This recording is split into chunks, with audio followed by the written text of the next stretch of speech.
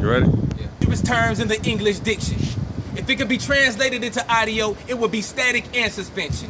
Two words designed and strategically combined to form the biggest oxymoron in the history of mankind.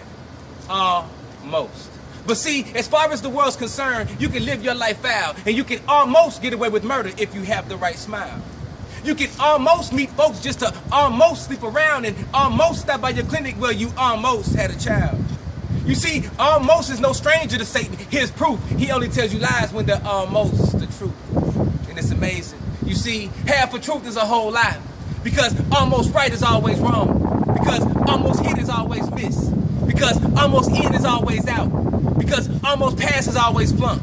Because almost heaven is always hell. So please choose this day where you would live. In our incompleteness we find complacence. But if almost is one of Lucifer's many traits, then we are inadvertently good at Satan's impersonations.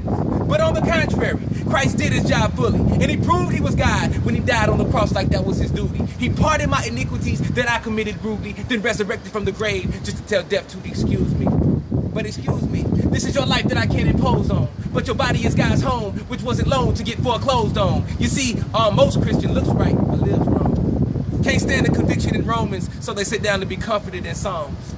Never understood worship, but loves to sing songs like, I surrender, most close enough, but not really. Because it's far too expensive for you to live your life on something that doesn't appeal to your five senses. You see, nowadays, much of Christianity is moved by how they feel, so they're saved when they feel like it. Technically, it was not real. They merely tried it. So no wonder why many's never sold out when they return it after they buy it. You see, you need to beware, because the life you live in could lack the very standard that needs to be there. Holiness. Because on the day that he snatches us to meet him in the air, will you be among the well-done number or just medium rare? Because even by worldly standards, it would be highly insane for you to start spending all of your money before you almost get paid. And parents, you wouldn't send your child to a school that is almost safe. And ladies, you wouldn't really date a man who said he's almost straight. And this is the very thing about God that we've all tried to get around. But it's like standing between two mountains, there's no middle ground.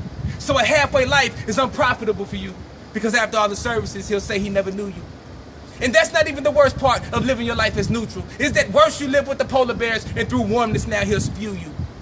And this is the very thing that had me.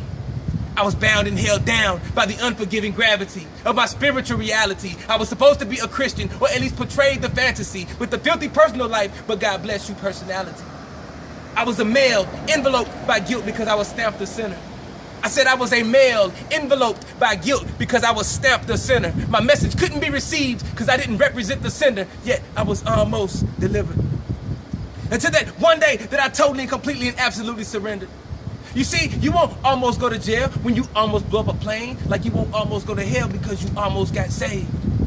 Despise the cross that he was slain, and thus the cause in which he came. But before I leave this thing, we have all worked in sin, and death was minimum wage. Hold up, I said we have all worked in sin, and death was minimum wage. But if it wasn't for Jesus, we would have almost got paid.